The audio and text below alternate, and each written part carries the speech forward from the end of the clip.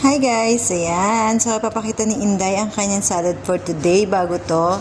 Ayan. So, roka uli tayo. And then, beetroot. Hindi yan luto. Fresh na beetroot. Ayan. And then, ang ating pomegranate. Ayan. And then, ito na yung ating eggplant na inoven ko kanina yan. Nag-thin slice ako, round. And then, after ko inoven, pinalamig ko muna. And then, nilagay ko ang cheese and halloumi mix. So, i-oven ko ulit siya para lang i-melt ang ating cheese and halloumi. And then, palalamigin ulit. Then, ipuput natin on top dito sa ating salad. So, ayan.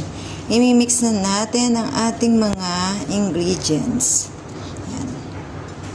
Ayan, guys. So, last natin yung eggplant with cheese and halloumi. Ayan.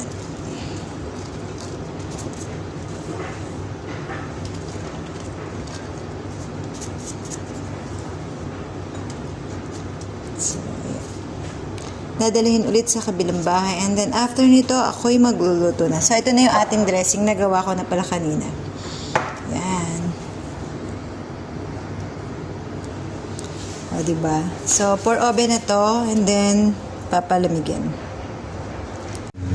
So, guys, ayan. Tapos na po ang ating eggplant with cheese para sa ating salad later. So, i-cover ko siya para lumamig. And then, para mag-moist din siya. Kasi para hindi siya sobrang dry na dry. Ayan. Hi guys! Ayan, ipapakita ko naman sa inyo yung para sa ating rice. Ito yung sa ilalim ng rice. So, dito natin siya i-steam.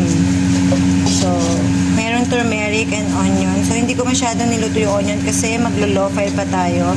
Baka masunog na siya. So, habang ini-steam natin ng rice, maluluto pa rin ang ating onion. And then, pagka nasa serving plate na yan, meron silang yellow rice on top. Ayan.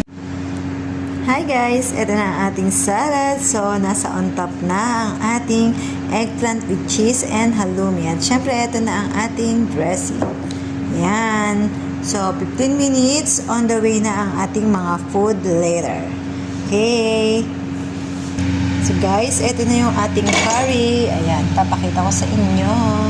So, malambot na siya. Yung patatas, meat, at saka yung ating black lemon.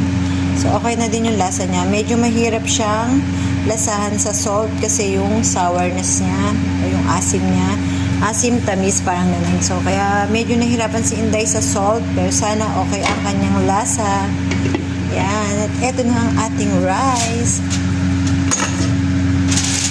Ayan. So, sa ilalim niya ng ating yellow rice and onion fry. Yan, guys. Thank you for watching. Keep safe and God bless. So, bye!